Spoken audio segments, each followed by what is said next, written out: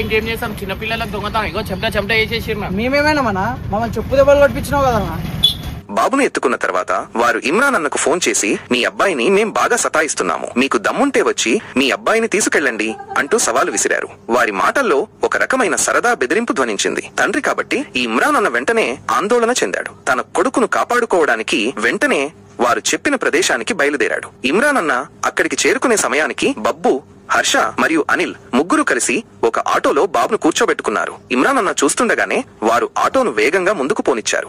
దీంతో ఇమ్రాన్ అన్నకు ఏం చేయాలో అర్థం కాలేదు. వెంటనే ఆటో వెనకాల పరిగెత్తడం మొదలుపెట్టాడు. కొంత దూరం పరిగెత్తిన తర్వాత అతను బాగా అలసిపోయాడు. ఇక పరిగెత్తలేక అక్కడే రోడ్డు పక్కన కూర్చుండిపోయాడు. అప్పుడు అలసటతో ఊపిరి తీసుకుంటూనే వారిని తిట్టడం మొదలుపెట్టాడు. అరే, మీకు రివెంజ్ తీసుకోవాలని ఉంటే నన్ను ఆట పట్టించాలి, కానీ నా చిన్న కొడుకుని ఎందుకు ఇబ్బంది పెడుతున్నారా అని కోపంగా అన్నాడు. పరేషాన్ బాయ్స్ టీమ్ లోని బబ్బు మరియు హర్ష కలిసి ఇమ్రాన్ అన్నను ఆట పట్టించాలని ఒక సరదా ప్రణాళిక వేశారు. ఇది ఒక రకమైన రివెంజ్ ప్రాంక్. అంటే గతంలో ఇమ్రాన్ అన్న వారిని ఏమైనా ఆట పట్టించి ఉంటే దానికి బదులుగా ఇప్పుడు వారు ఇమ్రాన్ అన్నను ఆట పట్టించడం అన్నమాట.